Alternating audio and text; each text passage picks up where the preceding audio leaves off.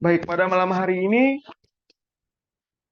pekabaran malaikat ketiga dari Injil Kekal, Wahyu pasal 14, ayat yang ke-6 sampai yang ke-12. Kita masuk kepada pekabaran yang ketiga, yang dibawakan oleh pemberita ketiga, atau dalam kitab Wahyu disebut malaikat ketiga.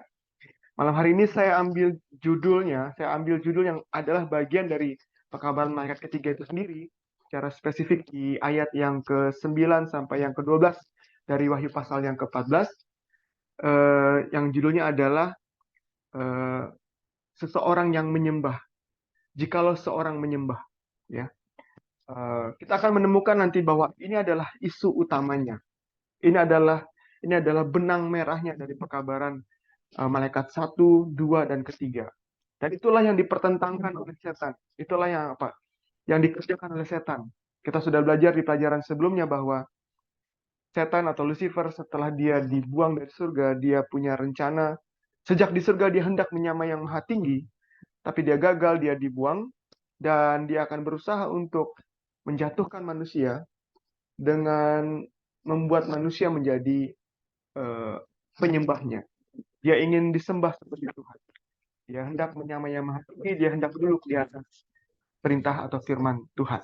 Nah, malam hari ini kita akan menyentuh beberapa poin dari pelajaran malaikat ketiga ini yang berhubungan dengan hukum dan juga berhubungan dengan iman. Namun karena keterbatasan waktu, eh, untuk iman, kita lihat nanti apakah cukup waktu atau nanti kita bisa sambung di sesi selanjutnya. Tapi kalau misalnya kita tidak ada waktu, saya mau rekomendasikan teman-teman semua untuk melihat pelajaran tentang iman. Kita ada tema besar tentang iman yang sudah kita bahas di bulan sebelumnya, beberapa bulan sebelumnya. Itu teman-teman boleh lihat nanti di YouTube Beautiful Ministry. Ada 3 sesi, ada 3 seri pelajaran tentang iman. Dan bagian ketiga dari seri itu adalah membahas dari eh, perkabaran malaikat ketiga dalam konteks yang imannya. Ya, nanti teman-teman boleh juga melihat ke sana. Jadi supaya kita tidak terlalu banyak pengulangan. Namun bila waktunya nanti memungkinkan kita akan coba masuk ke sana. Baik, mari kita sama-sama buka firman Tuhan dari Wahyu pasal 14. Wahyu pasal yang ke-14 ayat yang ke-9 sampai yang ke-12. Wahyu pasal 14 ayat yang 9 sampai yang ke-12 di mana tertulis pekabaran Injil kekal yang dibawakan oleh malaikat yang ketiga disebut pekabaran malaikat ketiga. Wahyu pasal 14 ayat 9 sampai 12 saya baca pelan-pelan. Teman-teman saya rindu boleh baca juga dari Alkitab buku atau dari aplikasi Alkitab digitalnya. Mungkin ada yang dalam perjalanan boleh bisa sambil mendengarkan. Wahyu pasal 14 ayat 9 sampai yang ke-12. Dan seorang malaikat lain, malaikat ketiga, menyusul mereka dan berkata dengan suara nyaring, "Jikalau seorang menyembah binatang dan patungnya itu, dan menerima tanda pada dahinya atau pada tangannya, maka ia akan minum dari anggur murka Allah yang disediakan tanpa campuran dalam cawan murkanya. Dan ia akan disiksa dengan api dan belerang di depan mata malaikat-malaikat kudus dan di depan mata anak domba." Ayat 11. Maka asap api yang menyiksa mereka itu naik ke atas sampai selama-lamanya, dan siang malam mereka tidak henti-hentinya disiksa, yaitu mereka yang menyembah binatang, serta patungnya itu, dan barang siapa yang telah menerima tanda namanya. Ayat 12. Yang penting di sini ialah ketekunan orang-orang kudus yang menuruti perintah Allah dan iman kepada Yesus. Ya, itulah isi dari pekabaran malaikat yang ketiga. Kalau kita perhatikan, pekabaran malaikat ketiga terstruktur. Saya mau sampaikan terdiri dari beberapa bagian. Bagian pertama adalah amaran. Ya, bagian pertama adalah amaran. Kalau kita baca tadi dari ayat yang ke-9 sampai yang ke-11, ya, jangan terima tanda binatang, jangan menyembah patung itu. Kalau terima akan kena murka Allah yang akan dibakar, disiksa sampai asapnya. Jadi bagian pertama dari pekabaran malaikat tiga adalah sebuah amaran atau peringatan. Yang saya mau sampaikan bahwa Pekabaran malaikat pertama, kedua, dan ketiga, ya, saya sudah sampaikan, kita sudah belajar waktu itu, Injil yang kekal ini, ya, Injil yang kekal ini dimiliki, ya, oleh sesuatu yang kekal, seseorang atau oknum yang kekal, yaitu adalah Allah yang kekal. Allah yang kekal, ya, mempunyai Injil yang kekal. Maka Injil yang kekal harusnya eh, memanifestasikan atau merefleksikan sifat dari Allah yang kekal. Dan kita sudah sempat belajar, sifat Allah itu kasih, God is love, tapi dibilang apa? Mari kita buka Yudas, berapa ya? Yudas. Kita sudah pernah belajar Keluaran pasal 34, ya, 33, 34, tentang Allah itu kasih, setia, panjang sabar, gitu ya, berlimpah-limpah kemurahannya dan seterusnya. Tetapi tidak sekali-sekali eh, menghukum bagi mereka yang salah. Tapi Yudas eh, juga ya ini lebih singkat, saya pakai Yudas supaya lebih singkat aja ya. Yudas cuma satu pasal, jadi Yudas ayat 5, ya. Yudas ayat 5, tetapi sekalipun kamu telah mengetahui semuanya itu dan tidak meragukannya lagi, aku ingin mengingatkan kamu bahwa memang Tuhan menyelamatkan umatnya dari tanah Mesir. Ini God is love. Namun sekali-kali membinasakan mereka yang tidak percaya. Ini God is just. Ya. Jadi yang bagian pertama tadi itu ada Allah karena kasih menyelamatkan, tapi juga menghukum karena adil. Itu makanya karena begitu besar kasih Allah akan dunia ini sehingga ia mengaruniakan, karena kasih dia mengaruniakan Yesus mati itu karena keadilan. The wages of sin is death. Upah dari dosa ialah maut. Jadi Allah tidak hanya kasih, tapi dia tidak adil. Allah itu kasih dan juga adil. Itu sifat unggulan Allah. Itu makanya disampaikan seringkali para teologia juga menyatakan bahwa salib adalah peristiwa di mana kasih Allah dan keadilan Allah bercumbu-cumbu. Artinya terdemonstrasi di sana. Karena kasih, Allah mengaruniakan anaknya untuk mati bagi kita, ya, sebagai bentuk adilnya terhadap hukum yang sudah dia sampaikan, bahwa hukum tidak bisa dilanggar. Kalau hukum dilanggar, upahnya adalah mati. Dan dia adil. Ya, kematian kita ditanggung oleh Yesus, anaknya yang tunggal. Nah, jadi saya ulangi itu sedikit supaya kita melihat bahwa di dalam pekabaran malaikat 1, 2, dan 3, kita akan melihat kasih dan keadilan dari Tuhan. Ya, contoh pekabaran malaikat pertama, takut akan Tuhan. Kita sudah belajar itu fondasinya kasih. If you love me, keep my commandment. Kalau kau mengasihi aku, engkau akan menuruti aku. Ya, takut akan Tuhan adalah menuruti Tuhan. Ya, menuruti firman Tuhan. Lalu memuliakan Tuhan. Ya, itu juga demonstrasi dari kasih. Sebab sudah tiba masa penghakimannya. Ini adalah keadilan Tuhan. Nah, Tuhan harus adil. Barang siapa yang takut, barang siapa yang memuliakan Dia, menyembah Dia, Dia akan hakimi, Dia akan adil, membuat satu keadilan, dinyatakan benar. Itu adalah keadilan Tuhan. Sudah rubuh Babel. Di sana kita lihat bagaimana kita juga belajar bahwa pekabaran sudah rubuh Babel diulangi di dalam Wahyu pasal 18. Sudah rubuh Babel, keluarlah kau, hai umatku. Keluarlah daripadanya. Masih ada umat-umat Tuhan itu karena kasih Tuhan. Sementara umat-umat Tuhan di luar kandang, ada tempat lain Tuhan panggil suruh keluar dari Babel. Suruh keluar, suruh tinggalkan dari kehidupan yang menentang Tuhan. Yang tidak selaras dengan kehendak atau firman Tuhan.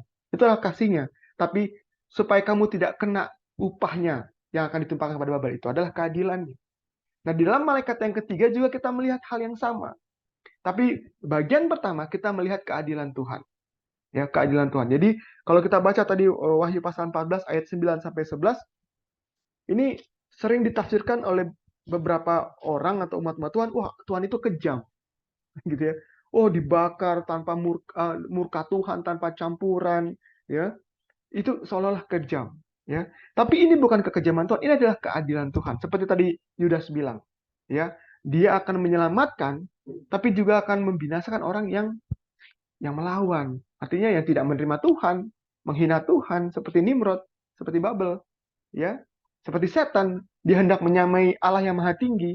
Ya, Tuhan adil, gitu ya. Jadi kita harus lihat konteks itu. Kalau kita mengerti sifat unggulan Allah yang adalah kasih dan adil, lalu Injil kekal ini adalah milik Allah yang kekal, maka Injil kekal ini pasti diinspirasi atau berfondasikan sifat Allah yang kasih dan adil. Jadi saya perlu sampaikan itu di depan supaya waktu kita membaca ayat 9 sampai 11 dari Wahyu pasal 14, perkabaran malaikat ketiga, kita mengerti ini adalah berbicara tentang keadilan Tuhan. Dan kalau kita nanti perdalami lagi keadilan Tuhan yang Tuhan murka tanpa campuran, itu juga nanti kita akan lihat basis dari keadilan Tuhan adalah kasih, gitu ya. Basis dari keadilan Tuhan adalah kasih juga, gitu. Ya, baik. Mari kita lanjutkan. Jadi bagian pertama dari perkabaran malaikat ketiga adalah amaran atau peringatan. Ya, Tuhan mau menyatakan keadilannya, yang juga adalah bentuk dari kasihnya. Nah, kalau sekedar peringatan, kalau sekedar amaran, itu nggak cukup. Ya, dalam perkabaran malaikat yang ketiga, selain peringatan amaran yang Tuhan sampaikan, Tuhan juga memberikan solusi. Tuhan memberikan jalan keluar. Tuhan kasih janji, ya, Tuhan kasih metode, ya, cara. Yang caranya kita baca dari ayat yang ke-12. Jadi setelah ayat 9 dia bilang jangan terima tanda binatang. Ayat 10, kalau kamu terima kamu akan minum murka Tuhan, anggur murka Tuhan tanpa campuran. Ayat 11, kamu akan disiksa, ya. Kalau terima tanda binatang artinya melawan Tuhan, kamu akan disiksa. Lalu ayat 12 dia kasih solusi. Atas amaran itu dia kasih solusi. Yang penting katanya, saya baca ayat yang ke-12. Yang penting di sini ialah ketekunan orang-orang kudus yang menuruti perintah Allah dan iman kepada Yesus. Inilah solusinya. Supaya kita bisa lolos atau kita tidak terkena dari peringatan amaran Tuhan yang tadi kita baca, keadilan Tuhan itu. Solusinya adalah ini yang penting. Kamu menjadi orang kudus yang karena menuruti perintah Allah, yang karena memiliki iman seperti Yesus, kepada Yesus dan di dalam Yesus. Seperti itu. Oke, itu bagian yang kedua yang kita bisa lihat secara langsung dari perkabaran malaikat ketiga. Nah, ada hal lain yang kita bisa pelajari dari perkabaran malaikat ketiga. Perkabaran malaikat ketiga juga menyampaikan secara dalam dan luas adanya pemisahan dua kelompok manusia. Ya, dua kelompok manusia. Kelompok yang pertama adalah mereka yang menerima tanda binatang. Sama dengan menyembah setan. Saya ulangi ayatnya. Seorang malaikat lain, malaikat ketiga, ayat ke-9, menyusul mereka dan berkata dengan suara nyaring, jikalau seorang menyembah binatang dan patungnya itu, ya, menerima tanda binatang. Jadi menerima tanda binatang sama dengan menyembah binatang itu. Dan kita sudah belajar minggu lalu, Babel itu, ya, ada 3 oknum di sana. Naga, binatang, nabi palsu. Ya, itu kalau di dalam Wahyu pasal 16. Kalau dalam Wahyu pasal 13, naga, setan, binatang dari dalam laut, binatang dari dalam bumi. Ya, 3, selalu 3. Nah, menyembah patung binatang adalah menyembah setan dan keturunannya yang disebut dalam Kejadian pasal 3 ayat 15. Ular dan keturunannya akan berperang dengan perempuan ini dan keturunannya. Kita tahu setan tidak beranak. Ciptaan yang malaikat adalah ciptaan yang tidak berkembang biak. Jadi keturunan setan berarti keturunan Lucifer adalah pengikut-pengikutnya. Jadi kalau kita baca tadi, menerima tanda binatang sama dengan menyembah setan. Melalui antek-anteknya atau pengikut-pengikutnya. Melalui cara-caranya. Yaitu yang pertama, pemisahan antara yang menerima tanda binatang sama dengan yang menyembah setan. Yang kedua, kelompok yang kedua disebut orang-orang kudus. Ya kan, yang penting di sini ketekunan orang-orang kudus. Kalau begitu, orang-orang kudus adalah orang yang menyembah Tuhan. Kalau yang menerima anggur murka Tuhan tanpa campuran itu adalah yang menyembah setan karena menerima tanda binatang, maka orang-orang kudus adalah orang-orang yang menyembah Tuhan dan orang-orang yang tidak menerima tanda binatang. Ya. Kelompok yang pertama tadi adalah orang-orang yang bukan kudus. Jadi mereka yang menerima tanda binatang adalah orang yang menyembah setan dan bukan orang-orang kudus, berarti bukan umat kepunyaan Allah. Sebaliknya, orang-orang kudus adalah orang yang menyembah Tuhan dan tidak menerima tanda binatang. Orang kudus, kita simpulkan dari ayat ini, adalah orang yang menerima tanda Tuhan. Ya, jadi perkabaran malaikat ketiga kalau kita coba bahasa saya bilang kita peras gitu ya, kita ambil intinya bahwa pekabaran ini menyampaikan ada pemisahan, ya, pemisahan dua kelompok umat manusia. Yang pertama, yang menerima tanda binatang, yang sama dengan menyembah binatang atau setan, yang sama juga artinya bukan orang kudus, bukan umat kepunyaan Allah. Satu lagi adalah kelompok yang disebut orang kudus, yang adalah menyembah Tuhan, karena kalau tidak menyembah binatang, setan berarti menyembah Tuhan, yang berarti tidak menerima tanda binatang, dalam arti lain artinya menerima tanda Tuhan. Ya, walaupun di dalam malaikat ketiga ini, perkabaran malaikat ketiga, dari Wahyu pasal 14 ayat 9 sampai yang ke-12, kita tidak menemukan tanda Tuhan, tapi kita bisa mengambil kesimpulan bahwa yang menerima tanda binatang berarti tidak menerima tanda Tuhan. Sebaliknya yang tidak menerima tanda Tuhan adalah yang menerima tanda binatang.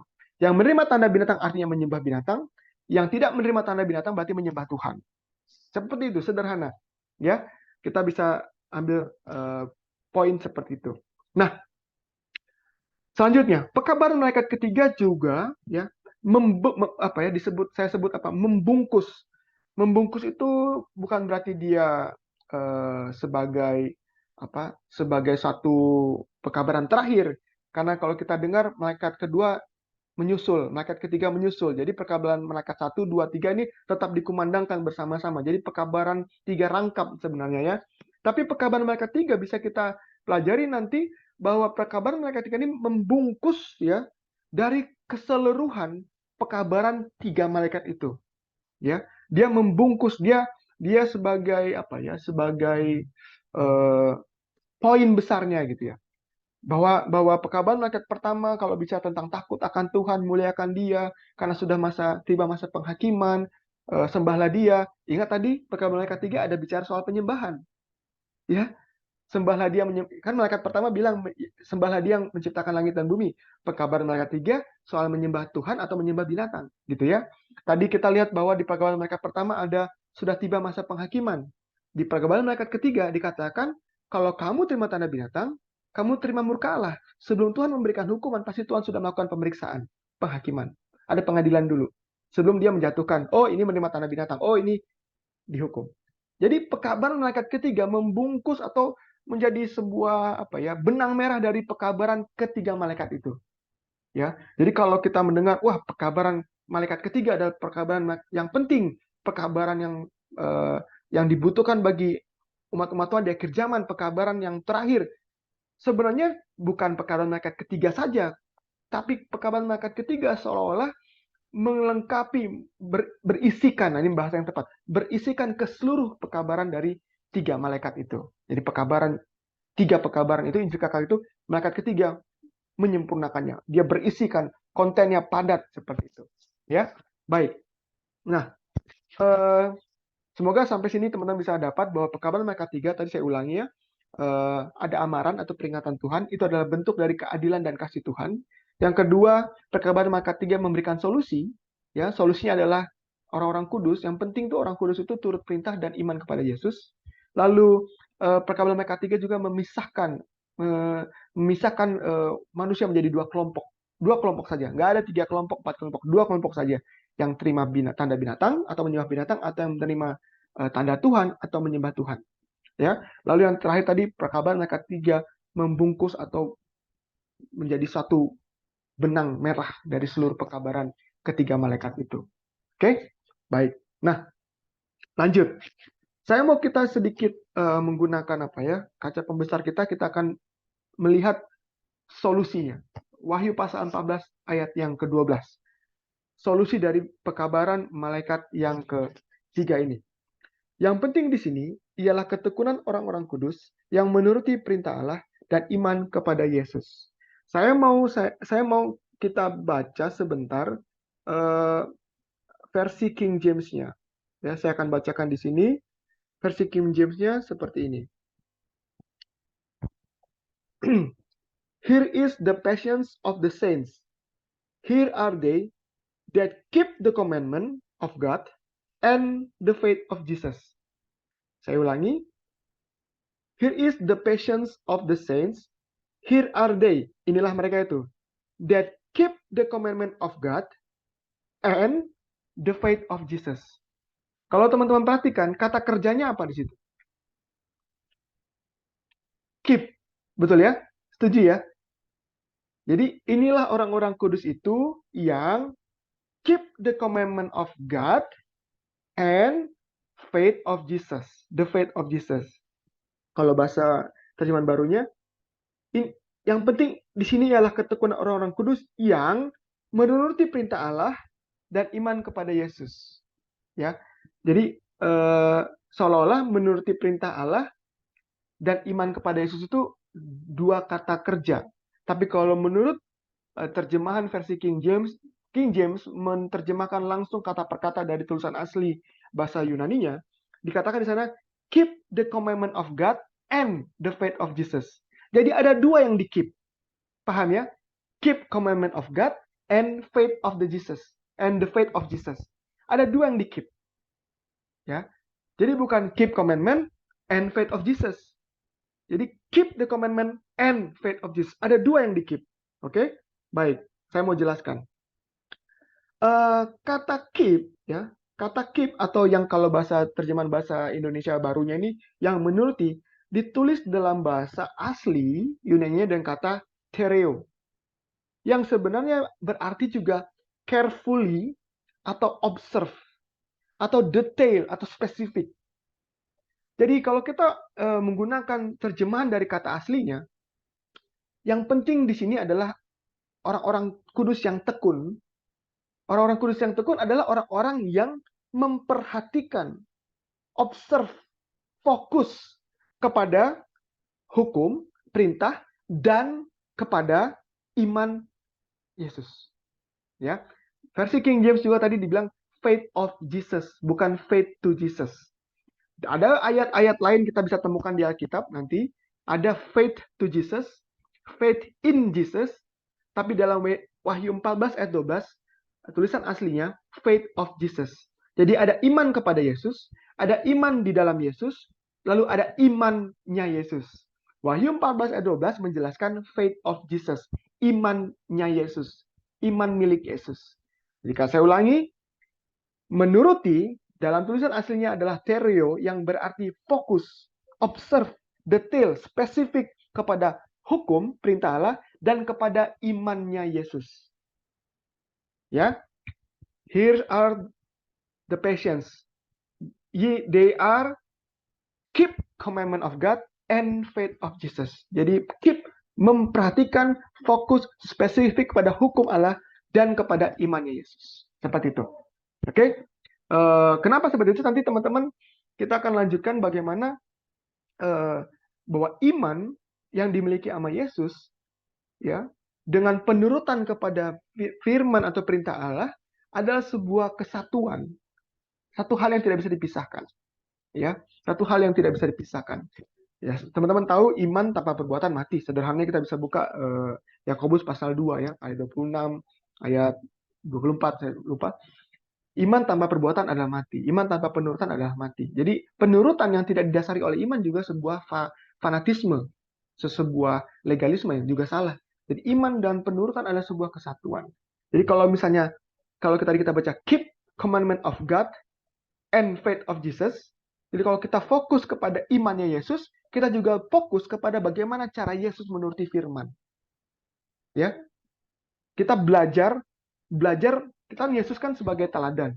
Ya, dia datang ke bumi ini sebagai manusia, nggak cuma langsung mati dia untuk nebus kita. Dia harus mengalami yang dialami oleh Adam. Bahkan 4.000 tahun setelahnya kondisi moral manusia lebih buruk lagi. Jadi challenge-nya Yesus, tantangan Yesus lebih berat. Tapi dia harus bisa beriman kepada Bapa di surga, percaya, lalu dia harus demonstrasikan imannya dengan penurutan. Kita fokus kepada firman Allah, perintah Allah, memperhatikan seperti kita memperhatikan iman Yesus. Bagaimana Yesus beriman, bagaimana Yesus bisa menuruti Bapaknya, perintah Bapaknya, seperti itulah kita kalau mau jadi kudus. Kita perhatikan yang seperti itu menjadi teladan kita. Itulah inti dari pekabaran malaikat 3, solusi untuk kita tidak jatuh kepada menyembah tanda binatang atau menerima tanda binatang. Oke? Semoga sampai sini teman-teman bisa mendapat poin pentingnya. Saya coba sampaikan poin-poin pentingnya yang saya dapat dari pembelajaran. Nanti kita bisa, kalau ada waktu sisa, kita akan coba lihat dari sudut pandang yang lain. Baik, untuk sesi selanjutnya saya mau menyampaikan hal yang sehubungan dengan tanda, ya. Karena tadi kita lihat bahwa ada tanda binatang, artinya menyembah setan atau binatang. Lalu ada orang kudus yang artinya menyembah Tuhan, artinya dia harus menerima tanda lain yang bukan tanda binatang. Yang kita percaya itu adalah tanda Tuhan. Walaupun tidak ditulis dalam Wahyu pasal 14 sampai ayat 9 sampai 12, tapi kita akan melihat bahwa betul ada yang namanya tanda Tuhan. Nah, teman-teman boleh nanti semoga ada rasa penasaran ya. Semoga ada rasa penasaran mau mencari tahu lagi, tapi saya sampaikan saja sebagai pengajar bahwa kata tanda di dalam Alkitab, di dalam tulisan bahasa Ibrani ya, kalau kita lihat di Perjanjian Lama ditulis dengan kata ot. Ya, kalau King James-nya sign. Ya, kata tanda itu bahasa King James-nya, tulisan versi King James-nya sign, dalam bahasa Ibrani disebut ot. Ya, ot. Yang artinya ya tanda, ya. Lalu di dalam bahasa Perjanjian Baru ya, disebut dengan kata mark. Apa artinya mark? Tanda ya, sama ya. Di dalam bahasa Perjanjian Baru, bahasa Yunani disebut ditulis dengan kata stigma, ya. Lalu ada kata lain di dalam Perjanjian Baru disebut dan Perjanjian Lama disebut dengan kata meterai. Kata meterai ditulis dalam bahasa King James atau bahasa Inggrisnya seal. Dalam bahasa Yunaninya ditulis bahasa asli ditulis dengan kata spragis. Saya cek dalam bahasa asli ya, bahasa Ibrani ot untuk tanda, bahasa Yunaninya mark ya untuk tanda stigma, dalam bahasa Yunani stigma, lalu bahasa Yunaninya spragis untuk seal atau meterai, dalam kamus bahasa Ibrani dan Yunani artinya sama. Tanda atau sign, tanda atau mark, meterai atau seal, dalam bahasa aslinya ot, stigma, spragis itu memberikan arti yang sama. Ya tanda lah, gitu ya. Ya teman-teman tahu ya kalau di dalam kehidupan kita sehari-hari sementara dunia ini kalau diberi tanda ya berarti ada satu tanda gitu. Kalau mark artinya tanda, seal atau meterai ya sebuah tanda juga bahwa misalnya sudah dimeterai belum? Berarti ada sebuah sesuatu yang diberikan, gitu ya. Itu artinya sama. Nah, ini saya penting untuk sampaikan supaya nanti waktu kita belajar, oh itu kan tanda bukan meterai. Oh itu kan mark bukan sign atau bukan seal, gitu ya. Kita akan melihat secara konsep, secara prinsip dari Perjanjian Lama dan Perjanjian Baru, ketiga kata ini memberikan arti yang sama, tapi dalam penulisan yang berbeda. Jadi terminologi bahasa Alkitab ini luar biasa lengkap, gitu ya. Baik. Nah, kita akan mau belajar dulu tanda Allah atau mark of God, dan saya sampaikan dalam bahasa yang lain tadi seal of God atau meterai Allah, ya. Nah, kenapa saya mau ajak kita belajar tentang tanda Allah dulu? Jangan lupa, ingat, setan punya prinsip adalah hendak menyamai yang maha tinggi. Yesaya pasal 14 ayat 12 sampai yang ke-14. Ya, setan hendak menyamai yang maha tinggi. Bahasa kerennya dia counterfeit, dia meniru-niru Tuhan. Jadi kalau dia meniru, berarti ada sesuatu yang sudah dimiliki oleh Tuhan, dia coba plagiatkan gitu. Dia coba bikin versinya dia, palsunya.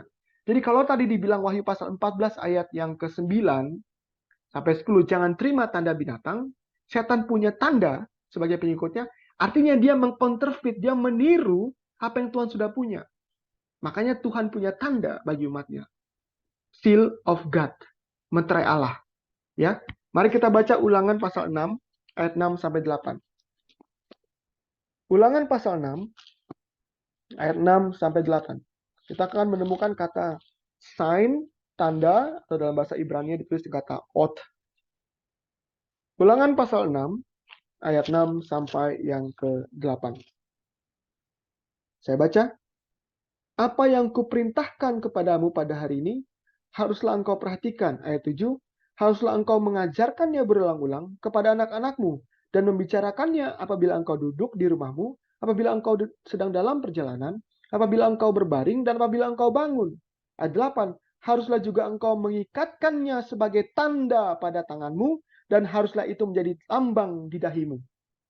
Jadi firman Tuhan, perintah Allah itu katanya ajarkan berulang-ulang, itu harus kau ikatkan sebagai seperti tanda pada tanganmu dan tanda pada dahimu. Jadi pada tangan dan dahi. Ini di dalam Ulangan ya. Jadi Tuhan sudah menggunakan kata sign atau oath, tanda untuk firman-Nya yang diberikan kepada manusia.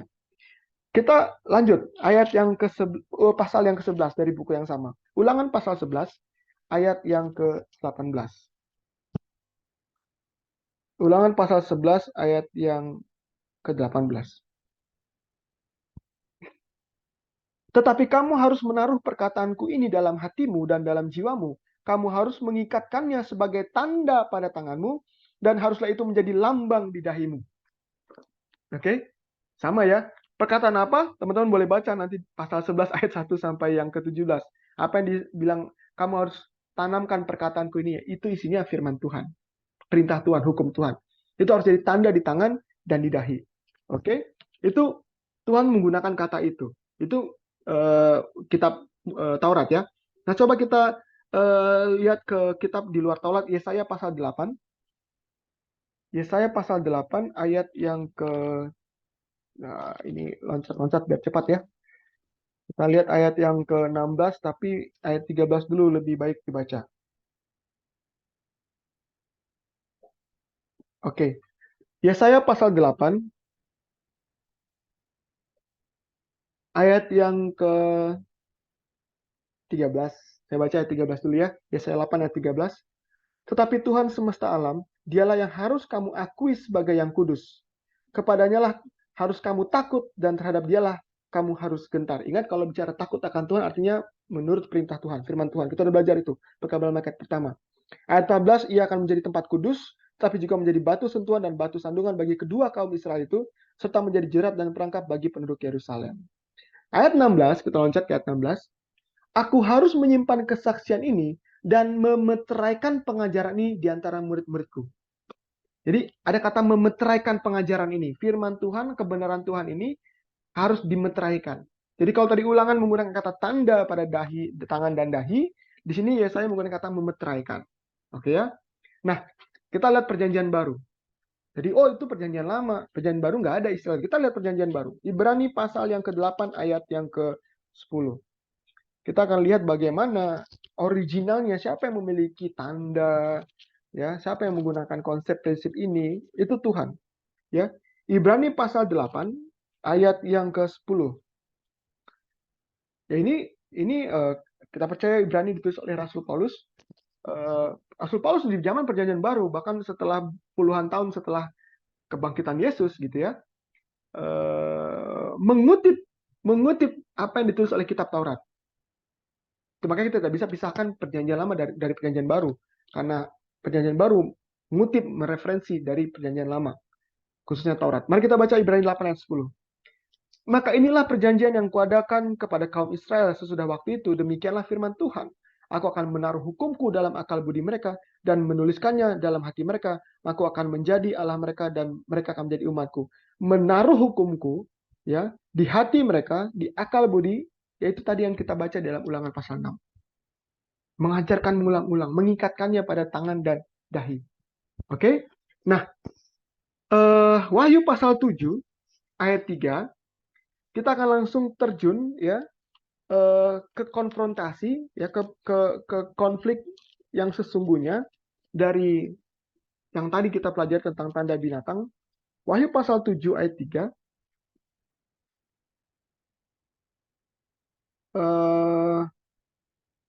Kita baca dari ayat yang kedua aja, dari lebihan. Wahyu pasal 7 ayat yang kedua sampai 3. Dan aku melihat seorang malaikat lain muncul dari tempat matahari terbit. Ia membawa meterai Allah yang hidup. Dan ia berseru dengan suara nyaring kepada keempat malaikat yang ditugaskan untuk merusakkan bumi dan laut. Kalau merusakkan bumi dan laut berarti kiamat ya. Ayat yang ketiga katanya, janganlah merusakkan bumi atau laut atau pohon-pohon sebelum kami memeteraikan hamba-hamba Allah kami pada dahi mereka.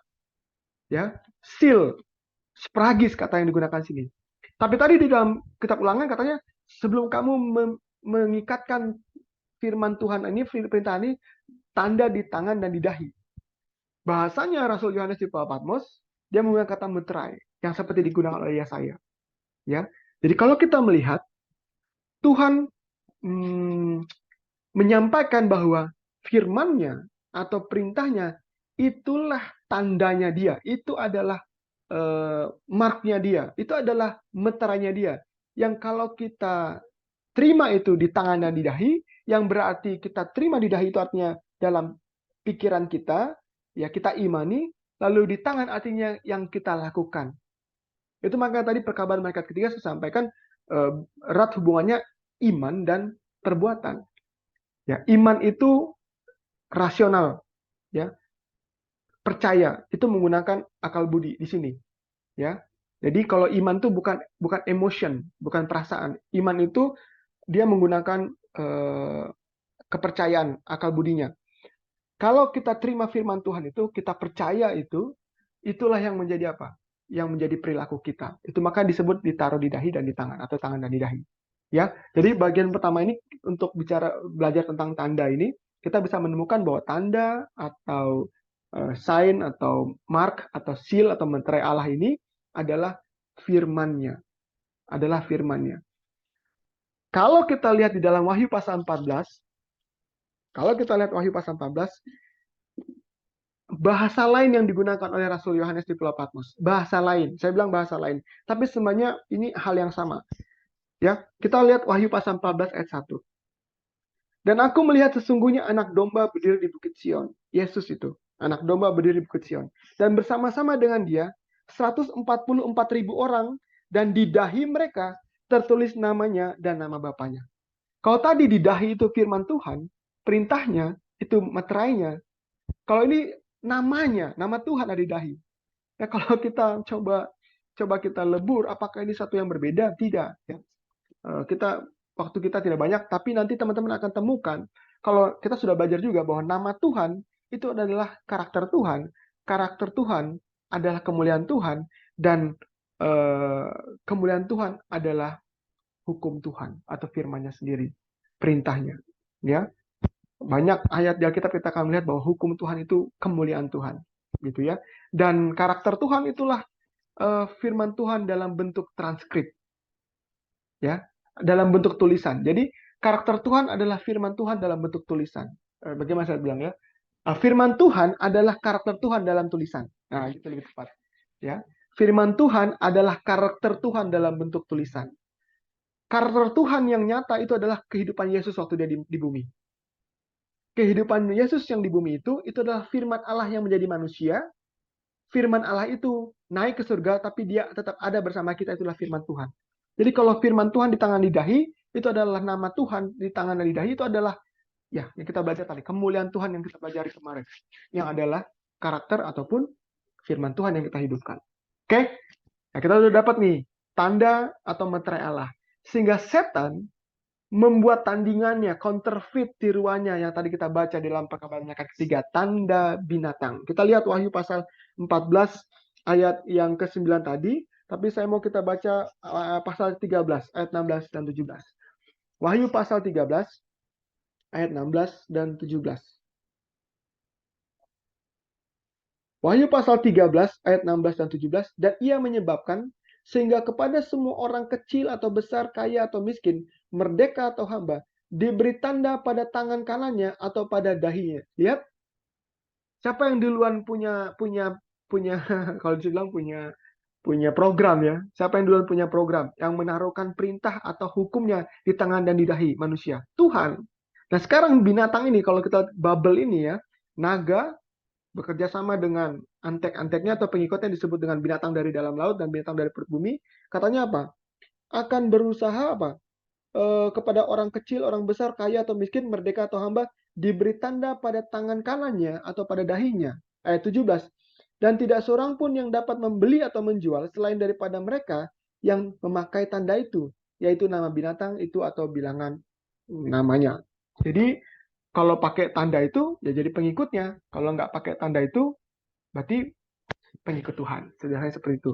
Jadi kita bisa lihat ya bahwa pekabaran malaikat ketiga sebenarnya adalah pekabaran amaran. Tadi kita baca amaran untuk tidak menerima firman atau perintah atau hukum apapun yang bukan datang daripada Tuhan. Sederhananya seperti itu. Firman atau hukum atau perintah yang bukan daripada Tuhan itu adalah mark of the beast, tanda binatang. yang bukan karakternya Tuhan, yang bukan kemuliaan Tuhan, yang bukan Tuhan sampaikan, itu berarti bukan tandanya Tuhan, bukan meterai Tuhan, dan bukan nama atau karakter kemuliaan Tuhan. Yang di luar dari itu adalah milik setan. Baik itu tipis-tipis, baik itu sedikit-sedikit, baik nanti kalau sudah akhir zaman kita akan belajar nanti kapan-kapan bagaimana itu menjadi satu ujian terakhir bagi umat manusia untuk memilih menerima meterai Allah atau menerima tanda binatang. Ya, baik. Dan tadi kita lihat bahwa di dalam Wahyu pasal 7 ayat 3, sebelum 4 malaikat merusakkan bumi ya, jangan dulu katanya. Ada malaikat lain bilang apa? Sebelum kami memeterai Allah pada dahi umat-umat Tuhan, hamba-hamba Tuhan. Jadi ada uh, ada pemeteraian, ya, ada pemeteraian. Teman-teman kalau mau belajar juga tentang apa itu pemeteraian atau sealing, boleh lihat di Beautiful Hope Ministry di YouTube juga sudah pernah kita bahas tentang pemeteraian. Jadi tahu apa sih maksudnya pemeteraian? Artinya Tuhan memberikan tandanya, ya, memberikan tandanya kepada umat-umatnya yang tidak menerima apapun yang bukan berasal dari firman Tuhan. Oke, baik. Nah, Rasul Paulus di dalam suratnya ke Galatia memberikan satu firman, satu ayat ya, yang saya bisa bilang ini ya mewakili atau similar dengan apa yang barusan kita pelajari. Kita buka Galatia pasal 6 ayat yang ke-17. Saya tadi cari-cari sebelum kita mulai tadi saya cari-cari Tuhan kasih ayat ini. Oke, baik. Galatia pasal 6 ayat 17. Rasul Paulus bilang begini, selanjutnya janganlah ada orang yang menyusahkan aku, karena pada tubuhku ada tanda-tanda milik Kristus. Ya, ada tanda-tanda milik Kristus, ya. Ada tanda kalau ini umatnya Tuhan, gitu ya. Yang apa tadi? Yaitu adalah firman-Nya, atau itu adalah karakternya, hukumnya, perintahnya, seperti itu. Oke? Baik. Kita lanjut. Kita masih ada sekitar, ya. Berapa menit ini? 53, ya sekitar 5 menit lagi. Nah, jadi pekabaran malaikat ketiga esensinya adalah judul pelajaran kita malam hari ini. Jikalau seorang menyembah, ya. Jikalau seorang menyembah. Jadi kalau kita, saya mau sampaikan begini. Seluruh pekabaran malaikat 1, 2, 3 yang dibungkus, tadi bahasa kita dibungkus atau bukan disempurnakan ya, artinya semua pekabaran sempurna, tapi dibungkus, dilengkapi jadi satu paket besar ya, kontennya lebih padat oleh malaikat ketiga, adalah pekabaran atau menyampaikan isu soal penyembahan, soal menyembah itu. Jadi antara kita manusia menyembah Tuhan atau kita menyembah setan. Perkara penyembahan ini adalah perkara perkara manusia, Tuhan dan ciptaannya, mulai dari surga, Lucifer, dan pada saat manusia pertama sekali diciptakan, Adam dan Hawa di Eden, sampai sekarang. Ini soal perkara penyembahan. Makanya ya kita banyak sekali kita temukan bagaimana perjalanan umat Israel itu yang waktu sudah dibawa keluar dari Mesir, mereka berbalik menyembah kepada Baal. Ya, Tuhan sudah keluarkan mereka dari Mesir, menyeberang Laut Merah. Tuhan hadir di Gunung Sinai, panggil Musa, mau kasih firman-Nya, mau kasih perintahnya, mereka menyembah patung anak lembu emas. Ya, kemudian kitab Yeremia, Yesaya cerita waktu mereka sudah bangun bait suci, tempat untuk menyembah Tuhan, mereka membelakangi bait suci, mereka menyembah matahari. Ya, mereka duduk menyembah matahari. Lalu kita akan lihat terus sampai akhir zaman nanti, ya, buku Wahyu adalah buku pengungkapan peristiwa-peristiwa akhir zaman yang tadi kita baca, isunya adalah soal penyembahan. Yang dibuka oleh malaikat pertama. Takut akan Tuhan, muliakan Dia, karena sudah tiba masa penghakimannya, sembahlah Dia. Jadi seluruh pekabaran malaikat 1, 2, 3 ya, bisa kita sampaikan, kita ambil poin yang satu ini dulu, soal penyembahan. Menyembah Tuhan yang benar. Nggak cuma menyembah Tuhan yang benar, tapi juga menyembah Tuhan dengan cara yang benar. Menyembah Tuhan dengan cara yang benar itu apa? Menyembah Tuhan dengan kehendaknya Tuhan. Sesuai dengan kehendaknya Tuhan. Jadi kita nggak bisa, aku mau menyembah Tuhan dengan cara seperti ini. Aku mau menyembah Tuhan dengan cara seperti ini. Nggak bisa begitu. Tuhan spesifik. Tuhan Tuhan punya kemauan, kehendak yang dia mau umat-umatnya. Makanya dia bilang, Musa bangun kemah suci atau bait suci seperti ini, spesifik. Ada 2 ruangan, ada halaman yang ada ini terbuat spesifik, ya. Untuk korban bakaran untuk hari-hari raya seperti spesifik, ya. Itu yang Tuhan minta di saya bilang di dekat Taman Eden, karena Adam dan Hawa tidak lagi di Eden, sudah di luar dari Taman Eden. Lalu waktu mereka punya anak Kain dan Habel, Tuhan spesifik menyembah saya, ya, menyembah saya dengan membuat korban bakaran dari binatang, darah binatang. Ya, kita buka uh, uh, Kejadian pasal 4 itu kalau tidak salah. Kejadian pasal 4. Ya, Kejadian pasal 4. Ayat yang ketiga. Kejadian pasal 4 ayat ketiga. Setelah beberapa waktu lamanya, maka Kain mempersembahkan sebagian dari hasil tanah itu kepada Tuhan sebagai korban persembahan. Saya ulangi, Kain mempersembahkan hasil tanah, artinya tumbuhan, kepada Tuhan sebagai korban persembahan. Kain ya. Kedua, ayat 4, Habel juga mempersembahkan korban persembahan dari anak sulung kambing dombanya, yang yakni lemaknya, maka Tuhan mengindahkan Habel dan korban persembahannya. Teman-teman perhatikan, saya mau tanya, Kain mempersembahkan korban bakaran persembahan itu kepada setan atau kepada Tuhan? Kalau kita lihat tadi ayat yang ketiga. Kepada Tuhan ya. Bukan kepada setan loh ya. Kepada Tuhan loh. Lalu apakah hasil tanahnya itu katakanlah sayur, buah-buahan, apakah itu direbus atau dibakar? Dibakar loh. Seperti yang Tuhan mau. Jadi menyembahnya Tuhan, metodenya sama, tapi ada satu hal yang tidak spesifik yang bukan maunya Tuhan. Tuhan mau korban bakar untuk Tuhan, Tuhan mau dibakar, Tuhan mau itu darah binatang. Kain menyembah Tuhan, bikin korban untuk Tuhan, Kain bakar juga, nggak direbus, nggak dikukus, itu sayuran sama buah-buahnya, tapi bukan darah binatang. Hasil tanah, tumbuh-tumbuhan. Nggak diterima sama Tuhan.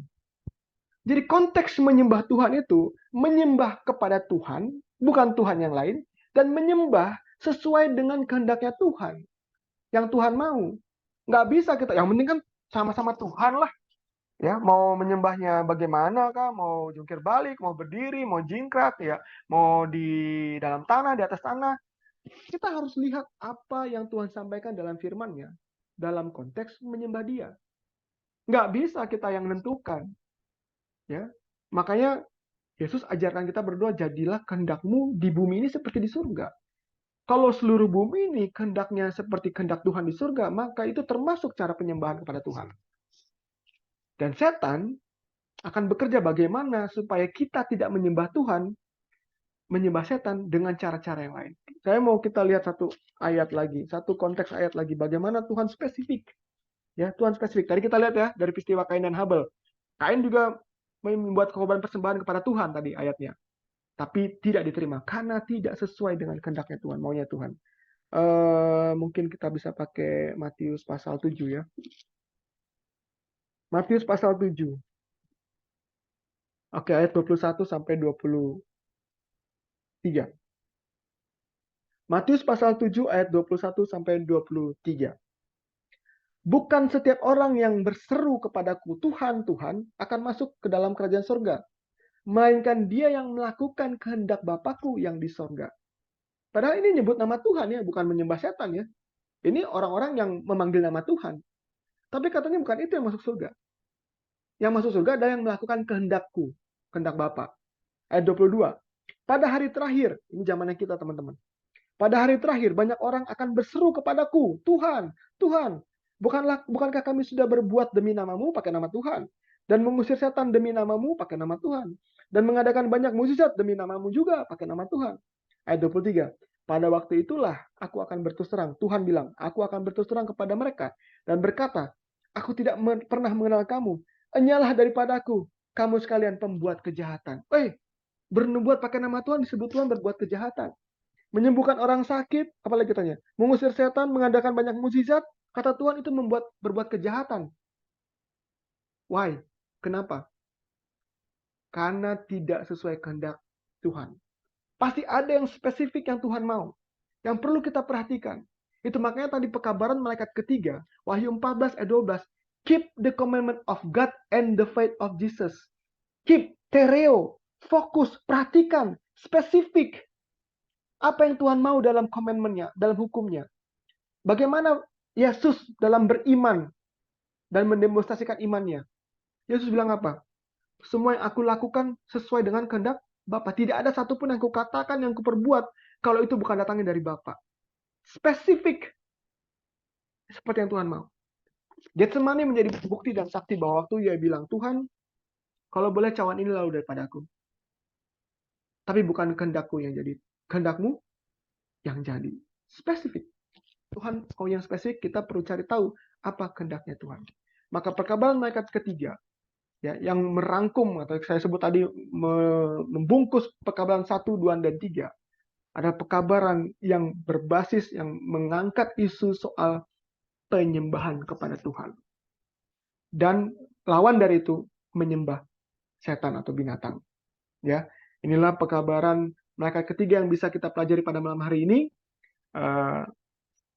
Saya rindu menyampaikan panggilan Tuhan kepada saya dan teman-teman dan saudara semua yang sudah hadir untuk mencari tahu, mempelajari firman Tuhan, perintah Tuhan, cari apa yang Tuhan mau, sehingga kita mampu beriman seperti Yesus. Kita bisa tereo, keep faith of Jesus, bukan kehendakku, tapi kehendak Tuhan.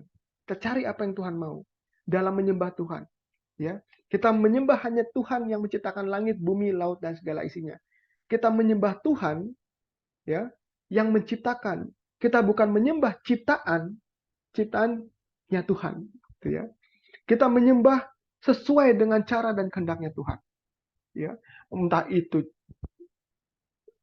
cara berdoanya, cara memujinya, entah itu cara baca firman-Nya, entah itu harinya.